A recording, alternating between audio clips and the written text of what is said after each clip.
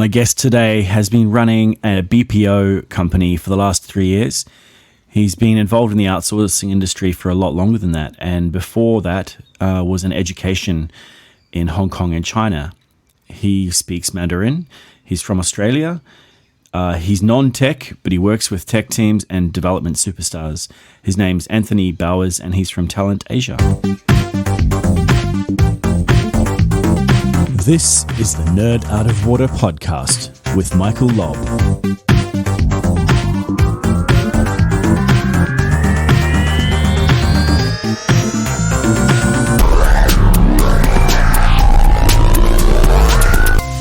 Okay. Hi, Anthony.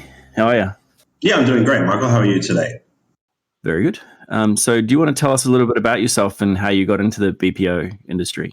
Yeah, sure. I actually lived in Australia, North Sydney, for, 20 years, 20 plus years.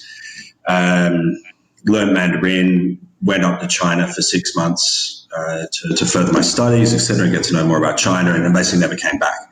Right. So life happened. How long did it take you to learn Mandarin? Still learning, man. I mean, it's a complex, really difficult language. I think it was sort of 7 years in China that I started to be able to pass myself off as Chinese over the phone. Right. Okay. But still learning. The characters are diabolical. It's so hard.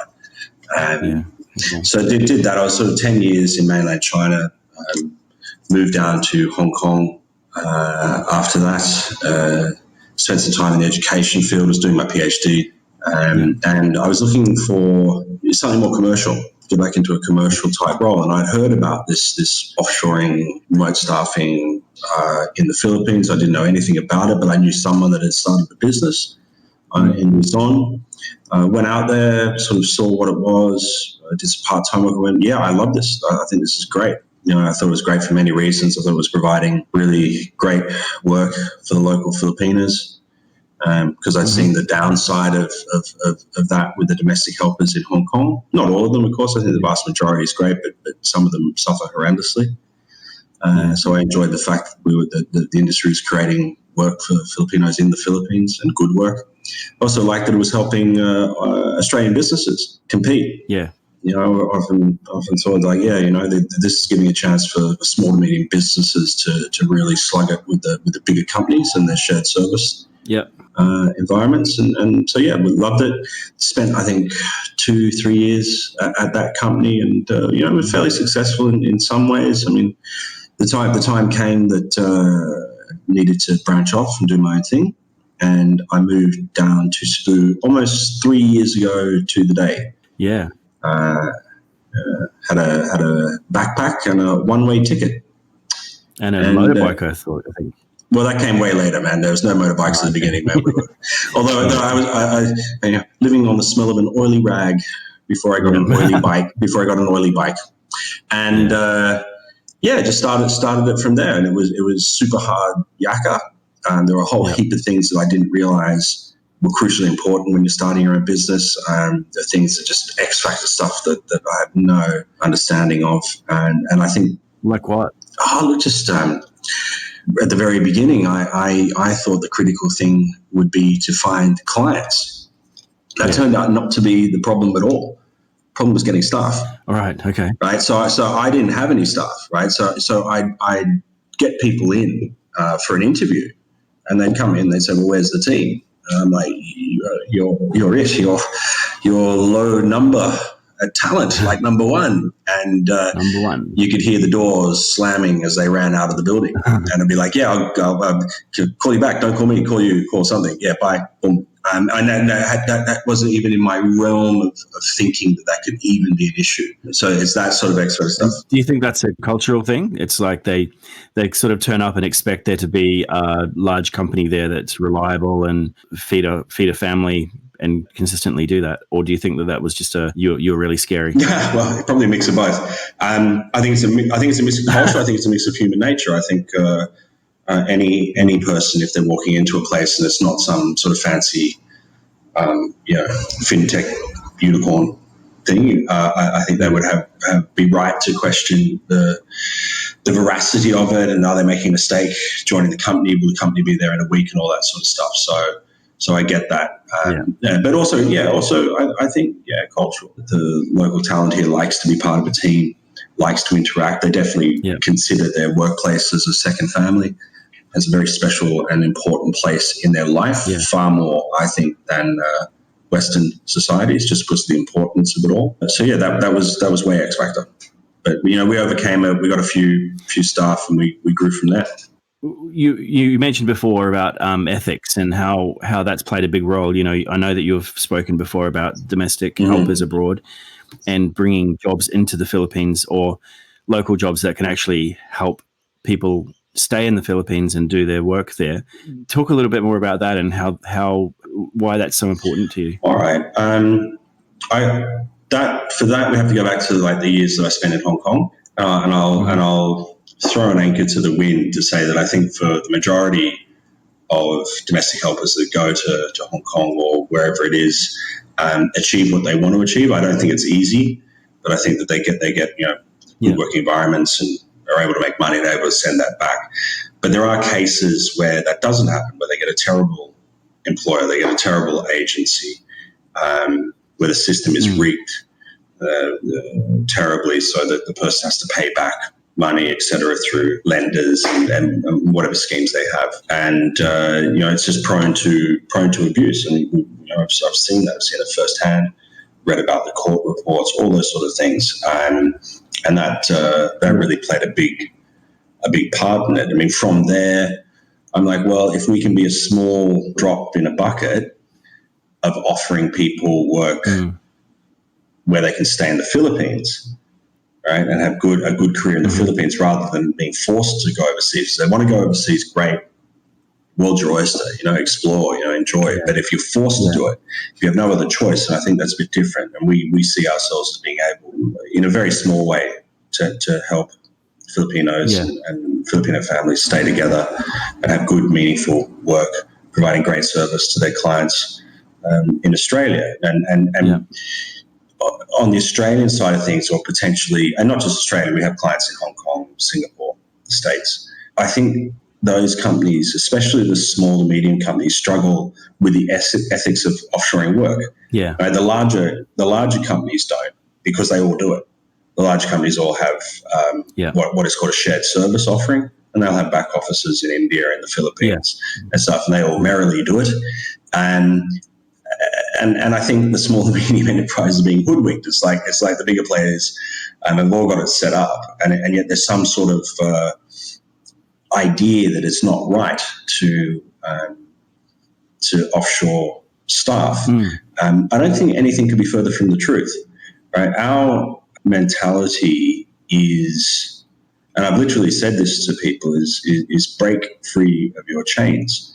Right, and the chains that I'm talking about there is the idea that staffing has to be local. Yeah. Right. In fact, in the world that we live in, most work can be done anywhere, and therefore the question that a business owner needs to ask herself or himself is, where is the best talent?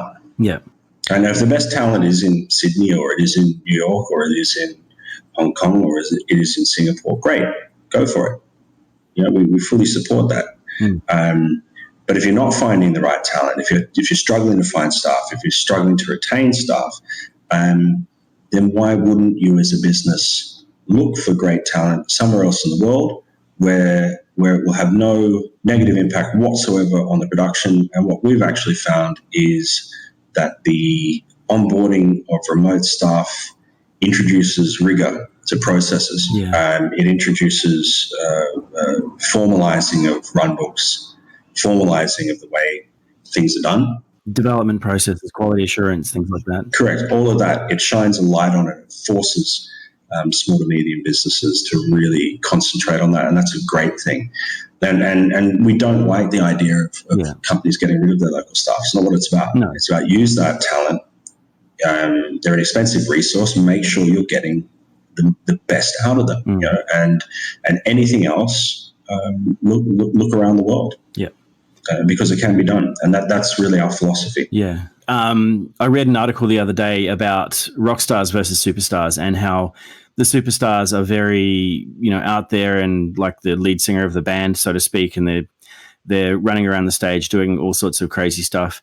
Whereas the rock stars are like the bass player and the drummer in the band. They're there keeping the beat, making sure everything is stable and, they're solid. They're reliable. They know that they're going to turn up and do their job. And then, at the end of the day, they're ready to go again the next day. Is that an accurate description of the developers that you've worked with there? Yeah, it's an interesting one. I mean, I actually read that article as well. I was having a long think about it, about whether or not it's accurate. I think it's more nuanced than that. And there are a couple of reasons. I think it's correct, right? But I don't think it really, you can put it down to, say, that that's the Philippine mentality that they're going to be rock stars. I mean, they definitely are, right? The teams that we've put together, and as you know, I put together huge teams, have absolutely crushed it. But yes, as rock stars rather than superstars. Yeah. But I wouldn't say that that's, just the Philippines, that's the way it is, because there are plenty of Philippine startups that are killing it. Yeah. There are plenty of Philippine startups around the world who are doing absolutely superstar development. Yeah, definitely. Where they're doing their own thing. Yeah. They're creating great innovative products, dealing with clients. So I wouldn't say that's just, it's the Philippines, that's the way it is. But then, why is it like that? Because I would have to agree with that. I would have to say, yes, your Philippine team, once you've got them, you've nurtured them properly, once that engine is running, will absolutely crush it as rock star workhorses. The coding will get done. It'll get done well. It'll get done in an excellent fashion. Yeah. I think the reason potentially for this rockstar superstar thing is the nature of the way teams work remotely, right? When if a remote team has been put together correctly, they'll have a team lead back in the local company. They'll be reporting back into a TL in Sydney, a TL in New York, TL wherever. Now, that TL is normally, in the superstar position. That is the person that is thinking about, vision of the code. That is the person that's interacting with the C-suite of the company. That is the person that, potentially is or is interacting with the product head and clients. So they more naturally will fit into that superstar role. They will then delegate code or delegate direction to the team, and then the team performs. So I don't think it's that inherently, a Philippine coder can't be a superstar. I just think it's because generally the nature of the way development takes place in a remote team is that the workhorse rock star type work is delegated to the remote team. In saying that, one difference that I have seen between developers, and I can only speak of developers in the Philippines, I don't know about other areas in Asia, is that it tends to be far more specialized. Whereas when I've seen CVs of developers in Australia or developers in the States, right, there tends to be a hell of a lot there and more sort of superstar stylish of what they're doing. Whereas the Philippine CVs and staff that I've worked with and talked to, it seems to be there's one area, and this is what I do, and I do it really, really, really well. Right. So there's less broad people who have that experience and breadth of experience. They're more about the depth of experience. Correct. I mean, it's not necessarily a bad thing, but it's how it is. But I would say that a person that has a more specialized background and role is going to be that rock star. Yeah. The person with the broader experience would fit more naturally into that superstar category. And I again, I think it comes down to economics. Yeah.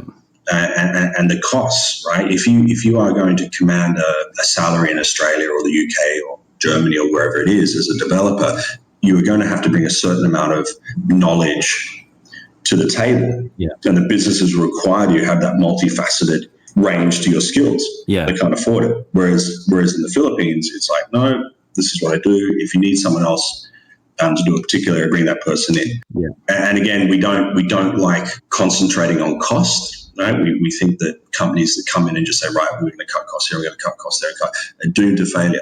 Yeah. Absolutely doomed to failure. I mean, you have to be concentrating on how am I going to get excellent service delivery. At the same time, we're fully aware that there are cost differences. Yeah. If there wasn't a cost difference, I think companies would, with their current mindset, they wouldn't be so keen to look at remote staffing. Again, I don't think it's actually an issue. Yeah. I think that even if you have someone that's equally as good on an equal costing, well, for me, you shouldn't again chain yourself to location. Break those location barriers, and just look. Yeah, break the chains of location. Yeah, absolutely, completely. I mean, one of the things that I think that it has to do with is the number of graduates that are coming out of universities are much higher there. And with the population, the size of it is, much larger than Australia, and especially that it's a lot younger. There are a lot more people who can specialize in things. I mean, when I started in IT, you didn't have a specialization. You just did everything. And right. In the younger people coming out of universities, especially in Southeast Asia, they have to specialize because they have to set themselves apart from everybody else. Yeah. So, I'm a front-end developer who uses React is a much better message to a potential employee and a potential employer than, I just do everything, because an employer there wants to know I need 5 React developers who can do front-end work, and that's the end of it. Yeah. How do you reward exceptional performance? Yeah, I mean, that's an interesting one. We always try to get the maximum remuneration for our staff that we can get. And the rewarding, I mean, we do reward it. I mean, we give away giveaways and bonuses and whatever we have to do for the staff. And I think it's a mix of that sort of individual rewarding, and that either comes from talent or it comes from the clients. So the clients also are involved in that in a big way. So they'll be giving away free movie passes. They'll be giving away books and what other gifts they can to the staff. And I think that's really important. It's just even if it can be seen as just a token, I think it does show that the clients care and that talent cares. As a company, we've got to be really careful about singling out individuals on talent side. For reward, I took the whole team to a resort in Lapu-Lapu a couple of months ago in Costa Bella, and that was basically a general reward for outstanding work across the Tallant family. Yeah. And it was the case. We had exceptional feedback from all of our clients. And that was a way of Tallant saying thank you in a way that I think resonates with the local staff. Yeah. I think what I've learned over the years is that a cash bonus or something like that doesn't hold the same weight as an event where the staff members can feel that they're part of a family, so to speak, and that is the Tallant family, as well as being part of their team. And that's really important. I think it's, again, and that's an X factor thing that or a concept that if you hadn't lived in the Philippines or worked in the Philippines or had Philippine staff, you'd have a very hard time understanding. But having been in the industry and been here for 6 years, it's very clear to me that they don't necessarily respond to a cash or remunerated benefit as much as they would respond to something that involves their Tallant family or their teammates over some sort of a bonding exercise. Karaoke, it's big. Yeah, karaoke. Yeah, well, we all enjoy that. I think the first time I met you, you were doing an Elvis impersonation in a bar. So I was. It's hard to do without hair, but I think I do it. No, I mean, I think you pulled it off pretty well. Yeah, thanks, bud. I want to talk about you're probably one of the best salespeople I've ever spoken with. You don't actually sell anything. You just convince people that they need to buy something. Yeah. What's your mindset? How do you get into that mindset? I've heard about people going into, getting into the sales zone and just going for it. What do you do to get yourself into that zone? There are different parts of the sales cycle that require very different mentalities. And as a small business, I am involved in many different areas or the complete sales cycle. At its base, sort of I've been involved in sales for half my career. And some of the things when I look back on my life, I wouldn't have been in that company selling that particular product if I had my time again. And I consider sort of Tallant as maybe not the final step, but definitely a late career or mid-career step for me, where I have created a company where I can offer a service to a client that I'm completely proud of. Yeah. That I'm absolutely certain will be beneficial to all concerned. Yeah. Right, beneficial to the staff member here in the Philippines, beneficial to myself as a business owner, and beneficial to the client as it will help them scale and grow. Yeah. Now, for sales, you absolutely, and especially in the modern world, right, where information is freely available, and so there's a very big difference between, say, a person selling a product 30 years ago to a person selling a product now. 30 years ago, there was very much an element of I have the information, and I'm going to impart information onto you, and that's part of the aura that I bring to the table as a salesperson. I just don't think that exists anymore. I mean, when I talk to clients these days, they're fully aware of what we do. They're fully aware of the landscape, who the competitors are, what it's all about. Yeah. So then, okay, if you don't have that, then what do you bring to the table? And so I think, again, it goes back to the ethics. It's the clients that know me and that I've dealt with and that are with me know that I have absolutely at all times their best interests. And that's really important. And that allows me to face the world with my head held high. Not to say that it's easy, right? So that's one part of it, the very esoteric. You're building a long-term relationship. That's what I like. In our industry, it's a long sales cycle. So it's months, 6 months, it's a year of talking to someone, making sure that you're at their front of mind when the time comes to make a decision.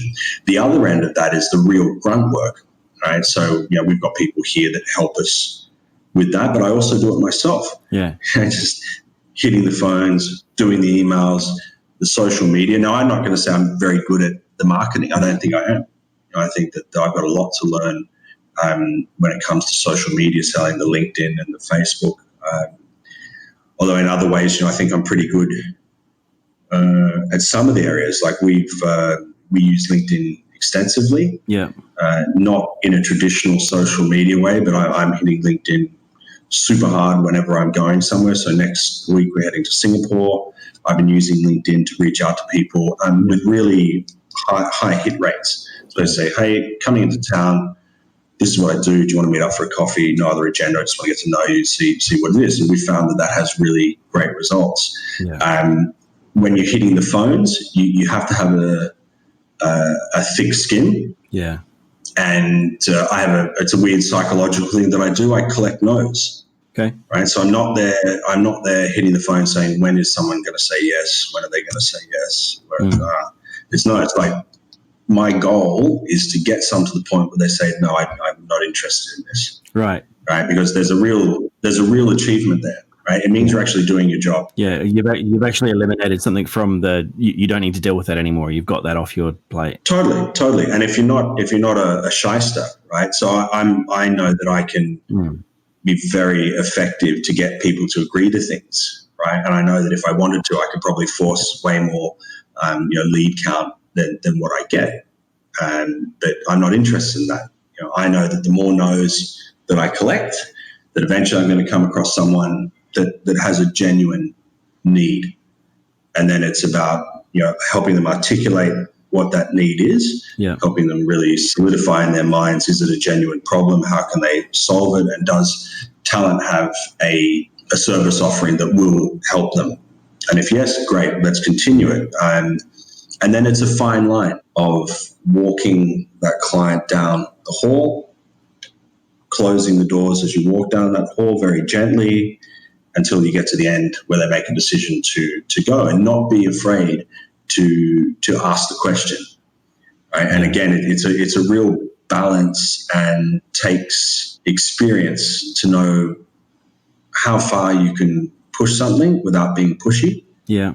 How hard you can ask for a close without pushing the client away. I think it's a very nuanced and skill. And I wouldn't say I'm the world's best salesperson, but I'm okay at it and getting better and learning as we go. And then it's just making sure that you can deliver on what you said. So we're always very careful to undersell it and over deliver it, because we know that once a client gets comfort with what we do, that we grow, and we know that because that's what's happened with our clients. We started with one with the customer support role. We now have 8.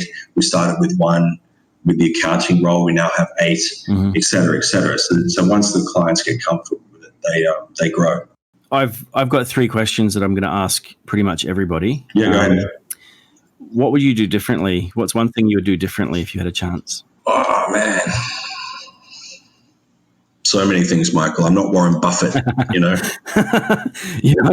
Like, oh, that one thing that I did back in 1953, I'd wear that green hat rather than the brown hat. That would have made everything. Yeah, I mean, seriously, there's so many things I would have done differently because there was so much I didn't understand as running a business. So I knew a hell of a lot about sales. I know how to bring in accounts, but about running a business. I think it comes down to the marketing. I would have definitely got my internal employee infrastructure sorted out at the beginning. Okay. I think I fluffed around for 8 months before I got a GM on board. That was ridiculous, utterly ridiculous. That GM should have been at the get-go helping me liaise with the local staff, because you have to be very careful there. When crunch comes to crunch, that needs to be a Filipino general manager dealing with a Filipino staff, and someone that really understands the intricacies of dealing with the administration here, all of the different things. So that's one. Although I don't think it would be the absolutely critical one. I think the critical one for me is really in the marketing. I would have done our marketing completely differently. In a very basic thing, Michael, is that we never went to exhibitions. Right. Never attended them. Yeah, I think you mentioned that as you basically went to one a year or so ago and sort of came back with that many cards and possible clients that you kind of went, hang on, why didn't we start doing this? Yeah, absolutely. Absolutely. So the first exhibition that we ever attended, we got a client out of it. Wow. Straight away. And and again, you don't know what you don't know. And I just, I thought, we'll hit the phones really hard. We'll hit the LinkedIn really hard. And look, it's worked up to a point. We've got clients out of that. My first ever client who's still with us was from a cold LinkedIn reach out. Right. Okay. Which I don't want to blow my own trumpet, but I think I did a pretty spectacular job to get them across the line, seeing as that I had no clients at that stage and no staff, and being upfront with them about that. Take a chance on me. It's like, hey, man, look, well, basically I said, look, well, you're going to get spectacular attention from me. You can go, you know what I mean? But having known that, and then having to think about, well, what is it? And I think that what it is that while social media is hugely important, while things like Google Analytics and Google AdWords are hugely important and hugely expensive, for our industry, I think there's a real fear. I think that the clients that don't, they may know about the industry, they may know about outsourcing, but they really don't know who you are. Yeah. And when you can get in front of them and you can get in front of them face to face and talk to them and it becomes real for them, I think there's a big plus there. So that would be the one thing above all others that I would do differently. Great. Would be it, and that's a very mundane thing, Michael. I'm sorry about that. I wish I could give you a more. That's fine. That's really wild and esoteric sort of. I would have sat on a mountaintop and meditated more, but it's nothing like that. Maybe you can answer this question a little bit more esoterically. Then, do you have any predictions for the future of your industry? Wow, that's a toughie. Sort of goes hand in hand with, do I have any predictions for the future of the human race. What are they? I'm interested to hear that. More like Cybermen? Well, I mean, yeah, and for those watching and listening at home, that is an in-joke from Michael. Do I look like a Cyberman from Doctor Who? Do I? I was having a discussion with it the other day where, of course, robotic process automation and AI is going to have a massive impact on certain sections of the BPO industry. Massive, no doubt about it. And it's not it's not just the BPO industry. It's work around the world, which is why I say it's not just our industry. It's the human race.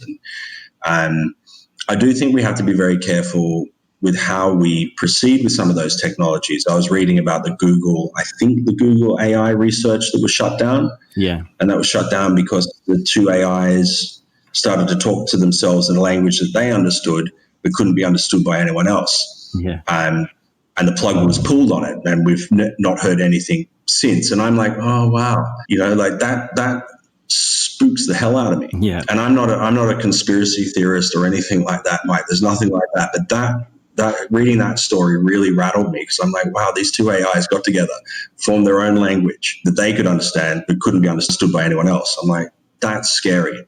That's scary. And then it goes into what is the future of work, right? What is the future of what we do? Because we know that I think IBM's Watson's did that research on law, whether it was way more accurate than any lawyer and did it in 5 seconds. How is that going to impact? So I think there's going to be impacts across the board. And as a species, we need to be careful about what are we creating. For our industry, AI in voice will have an enormous impact. So you've got the Google thing. I still think that's a long way away, but it will come. As far as, does that mean the death of the industry? No, I don't think so. I think that definitely the types of work will change. We're not concentrating a hell of a lot on data entry work and stuff like that, even though we think that there's still a market for it. But I really think that in 5 or 10 years there won't be. I think it will still be done by a computer somewhere.